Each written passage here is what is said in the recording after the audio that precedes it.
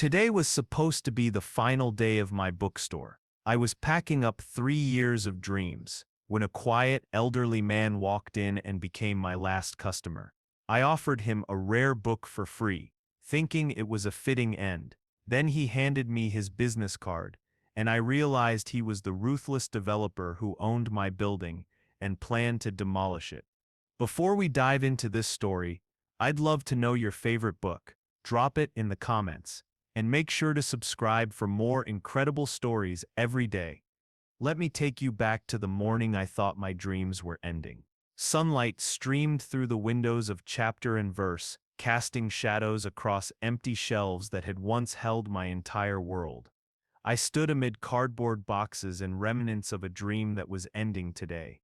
3 years, that's how long I'd managed to keep this bookstore alive, pouring every penny, every ounce of energy, every sleepless night into something I believed the world needed, a real independent bookstore in an era when everyone bought books online. You stir being naive, Olivia. My sister had warned when I signed the lease. Physical bookstores are dying. Online shopping killed them all. Not all of them, I insisted. People still want to touch books, smell them, discover something unexpected. I'd been wrong. Or maybe I was right about what people wanted but wrong about what they were willing to pay for. The numbers didn't lie. Despite my curated selection, cozy reading nooks, weekly book clubs, and author events, I was losing money. Rent had increased twice in 3 years. Online retailers undercut prices by 30%, and my customer base was shrinking. Yesterday, I sold my last book to Mrs. Owl, a loyal customer from day one. She bought a cookbook and gave me a hug longer than usual. "I just been going to miss this place, dear," she said, tears in her eyes. The neighborhood wouldn't have been the same without chapter and verse. "I'll miss it too," I replied, trying not to cry. Now, on this gray October morning, I was alone with my boxes and regrets.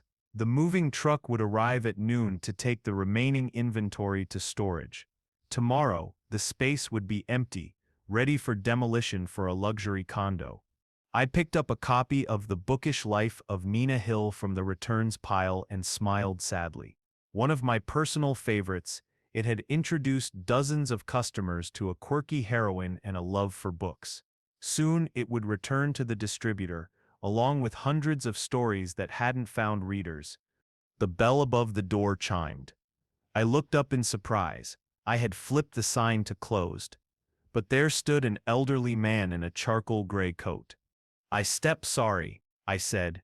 "We step actually closed. Today was our last day." He stepped in, removing his hat to reveal silver hair and kind eyes behind wire-rimmed glasses. He looked to be in his 70s, carrying the presence of success, but also a quiet sadness. "I know," he said softly. "I saw the sign, I just wanted a few minutes to browse. Been meaning to visit for months and didn't just want to miss my chance." Something in his voice, his genuine love for books or shared melancholy, made me nod. Of course, though most of the good stuff is already packed away. "I'm sure I'll find something," he said, wandering through the dismantled store. He moved with reverence, picking up books, reading covers, opening random pages. He handled each one as though it held something precious. "You've created something beautiful," he said. "I can feel the love that went into this place." "Thank you," I said, surprised at how much it meant. I tried to make it special. "What made you want to open a bookstore?" I leaned against the counter, grateful for the chance to talk about something other than failure. "I've loved books my entire life. The local bookstore was my sanctuary. Mrs. Wilson, the owner, knew what I like before I did. She introduced me to life-changing authors, let me read for hours, and made me feel like books were magic." "And you wanted to do that for others?" "Exactly. I wanted a place where people could find their next favorite book, authors could connect with readers, and the community could gather around stories." I gestured at the empty shelves.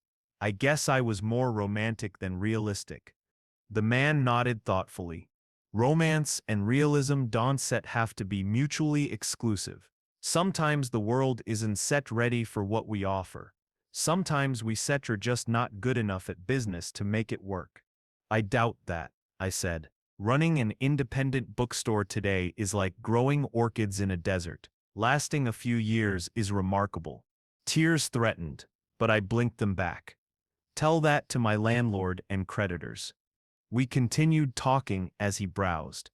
He asked about my favorite books, memorable customers, authors who'd hosted events. I shared stories I hadn't thought about in months. The couple who got engaged in the poetry section, the teen discovering science fiction at a book club, a local author's first signing. You've touched more lives than you know, he said. That matters even if the business didn't work out. I try to tell myself that, but it sets hard not to feel like I failed. Failure is just an ending sooner than expected. It doesn't erase what came before. After 20 minutes, he stopped at a small display case holding rare and first edition books. Is that a first edition of Tequila Mockingbird? He asked, awe in his voice. Yes, 1960. Excellent condition. One of my prized pieces. May I see it? I unlocked the case and handed it to him carefully. He held it like spun glass, examining the copyright page. I've been looking for a copy for years. My late wife loved this book. Her first edition was lost in a house fire. I've been trying to rebuild her collection. I'm so sorry for your loss. Thank you. This would have meant the world to her. Well then you should have it, I said impulsively. He looked surprised. I couldn't possibly. It must be worth hundreds. It is, but some books find their right owner. I think this one just did. I insist on paying. My card reader is broken and I already deposited today's cash. Besides, what's the point of a beautiful book if it just sits in storage? Your wife would have loved knowing it went to someone who truly appreciates it. He stared, emotions flickering across his face. Gratitude, surprise, recognition. You spare remarkable, he said finally. In a world that sits increasingly transactional, you operate from the heart. Maybe that's why I'm going out of business, I said with a laugh. Or maybe that's exactly why the world needs more people like you. He tucked the book into his coat pocket and handed me a business card. I'd like to stay in touch. Perhaps I can help with your next venture. I took the card, focused on his kind expression. That's generous, but I think I'm done with bookstores. Maybe it's time to try something practical or get a job. Don give up on books entirely. The world needs people who understand their power. He headed for the door, then paused. Thank you, Olivia. You reminded me why stories matter.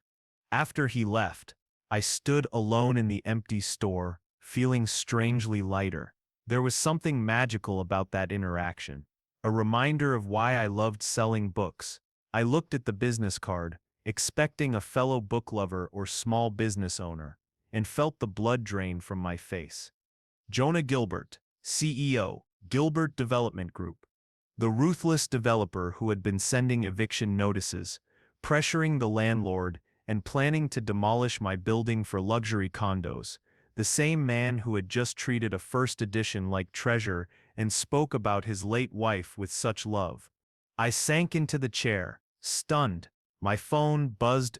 Thank you for the book and conversation. Can we meet tomorrow morning? I have a proposition you might find interesting. Jonah Gilbert. What could he possibly propose? A cruel joke? But the man I just met didn't seem capable of cruelty. I spent the day packing, replaying our conversation, trying to reconcile the gentle book lover with the corporate shark. By evening, curiosity outweighed caution. I texted back, I'll meet you but I can imagine what we have to talk about. He responded immediately, tomorrow, 10 a.m., Cafe Luna on 5th Street. The next morning I arrived early, coffee in hand, nervous. Researching Jonah Gilbert online had been discouraging, known for buying historic neighborhoods and replacing them with generic luxury housing, described as ruthless and uncompromising. None of it matched the man in my bookstore. At 10 a.m., Jonah entered, spotting me immediately. "Olivia, thank you for meeting. I wasn't sure you would after realizing who I was." "I still not sure why I did," I admitted. He sat, ordering a black coffee. "I want to apologize. I should have told you who I was yesterday. But I didn't want to ruin our conversation. I was captivated by your store." "So you knew you owned the building and were forcing me to close?" "Yes. I'd been meaning to visit your store for months. Seeing the closing notice made me realize it was my last chance." "Why?" Jonah stirred his coffee thoughtfully. 30 years ago, I was a lot like you." "What do you mean?" "I was young, with dreams and stories. I wanted to be a writer. I spent my 20s on novels, short stories, poems that never found homes. Life happened.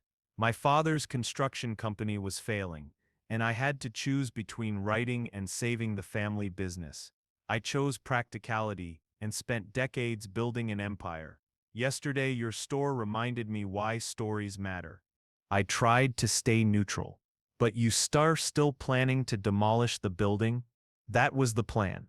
Luxury condos, maximum profit, minimum sentiment. But yesterday changed something. Watching you give that book, seeing the love you poured into the space, I realized I've been building the wrong things." I felt hope but kept my expression calm. "What are you saying?" "I want to save your bookstore, and I want you to help me." I stared. "You want to save my bookstore?"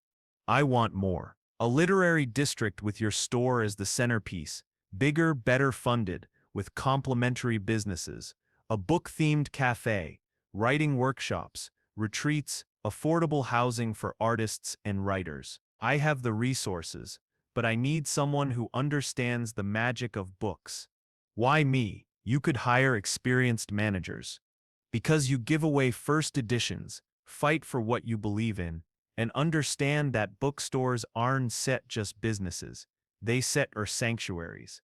Tears welled. "This sounds incredible, but I am broke. I have debt from the store. I stem not asking for money. I stem asking for your passion, vision, and expertise. I stem provide capital, you provide the soul.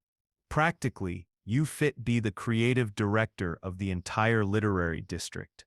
You design the new chapter and verse, curate the inventory, plan events, and hire staff.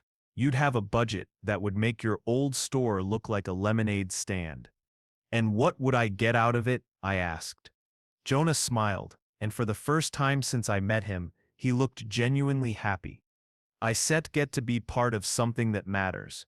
I honor my wife's memory by supporting the kind of place she loved, and maybe, just maybe, I remember what it felt like to believe in dreams again." We spent the next 2 hours discussing possibilities. Jonah had clearly thought this through overnight. He shared ideas about square footage, partnerships with schools and libraries, and creating a space that would serve the entire community. "The building next door is also part of my development," he explained. "We could expand chapter and verse into both spaces. The main floor would be the bookstore, fiction, non-fiction, children's books, rare editions. The second floor could house a writing center with classrooms for workshops, private spaces for authors, maybe a small performance area for readings. The cafe could go on the ground floor of the adjacent building, connected to the bookstore. We could call it Between the Lines, book-themed drinks, comfortable seating, a place to read while you eat." Despite lingering skepticism, I found myself catching his enthusiasm. "And the residential component?" I asked. "Upper floors of both buildings, affordable apartments for writers, artists, teachers, people who contribute to the community's cultural life but are often priced out." "This sounds amazing, but also incredibly expensive. Are you sure you want to invest so much in something that might not be profitable?" "Olivia, I spent 30 years building projects that guaranteed profit. I never felt this excited about anything. Sometimes the best investments aren't set measured in dollars. What about your company, your shareholders? One said they object to abandoning a lucrative development for something idealistic. Gilbert Development Group is private. I answer to myself and my conscience. My conscience tells me the world has enough luxury condos, but not enough places where people can fall in love with books. This is my passion project, and I believe it will attract visitors and pay for itself. Over the following weeks, Jonah proved he was serious. He hired architects specialized in historic preservation and contractors who understood the importance of maintaining character while updating infrastructure. He insisted I be involved in every decision. We walked through the space for hours, planning the transformation. He listened to my ideas about traffic flow, cozy reading nooks, and natural light. I want people to feel like they sit you're entering a sanctuary. I said in the future fiction section, books should be displayed like art but remain accessible. People should feel invited to touch and discover them. Show me, he said. I sketched layouts on napkins, describing the bookstore I'd always dreamed of creating. The renovation took 4 months. During that time, Jonah and I met almost daily, sometimes to discuss business, often just to talk about books. I learned that his late wife, Margaret, had been working on a novel when she died, a story about a woman who opens a bookstore in a small town. She would have loved this project, he said one afternoon, as we watched workers install custom shelves. She always said bookstores were proof that people still believed in magic. What happened to her novel? It sits unfinished. I have her drafts, but I could never bring myself to read them. Too painful. Maybe someday you'll be ready. We could even publish it through the store, a small press run to honor her memory. Jonah looked surprised. You do that? Of course. That's what bookstores are for, helping stories find their way into the world. The new chapter and verse opened on a crisp spring morning, exactly 1 year after the old store closed. Customers lined the block, a mix of old regulars and new faces drawn by media attention to our unusual story. Mrs. Owell was my first customer, just as she was my last at the old store.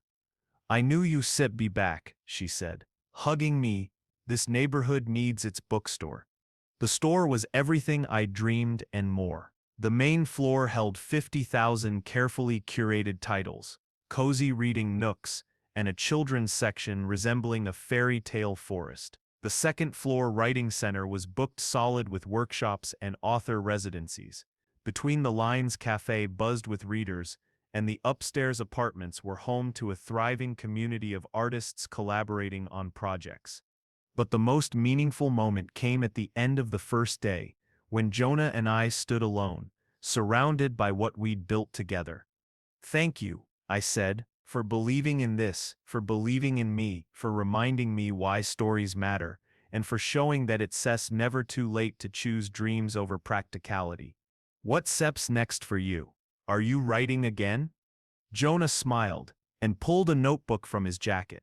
I already started. Margaret Sept's story gave me the beginning, but I think I ready to write the ending myself. What's it about? It's about a woman who opens a bookstore and changes a community. It's about believing in something bigger than profit margins. Second chances, the power of a single act of kindness. Sounds like a bestseller to me. We shall see, but I know exactly where I want my book signing. 2 years later, Chapter and Verse became more than a bookstore. It was the heart of a literary community. Author events ran almost nightly, writing workshops had waiting lists, and the cafe became a hub for readers citywide.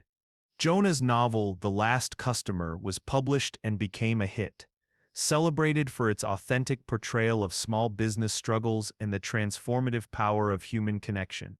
His signing at Chapter and Verse drew hundreds, including publishers interested in launching a small press for literary fiction. You know what the best part is? Jonah said as we cleaned up together. What sets that? Margaret would have loved this. The store, the community, her unfinished story inspiring something beautiful. She SEP's part of this place, I said. Every book we sell, every author we support, every reader discovering a favorite story, she SEP's part of it all, and so are you. You saved more than a bookstore. Olivia, you saved a dream I thought was dead. We saved it together.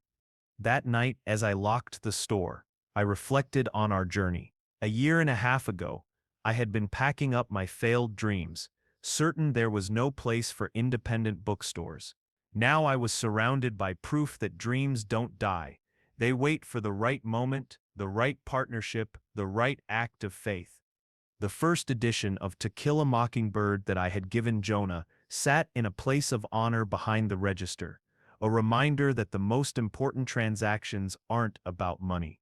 They're about recognizing kindred spirits, choosing generosity over self-interest, and believing that books and the people who love them can change the world. Chapter and Verse wasn't just a bookstore. It was proof that operating from the heart and believing in the power of stories can create magic in unexpected ways. And sometimes your last customer becomes the first chapter of an entirely new story. It's a story about second chances, the power of books, and how acts of kindness can transform lives and communities. What's your favorite book? Share it in the comments. If this story of dreams reborn, unexpected partnerships, and the magic of independent bookstores touched your heart, please like and subscribe for more stories about passion, hope, and following dreams. Don't forget the notification bell so you never miss an upload. Thanks for watching, and we'll see you in the next story.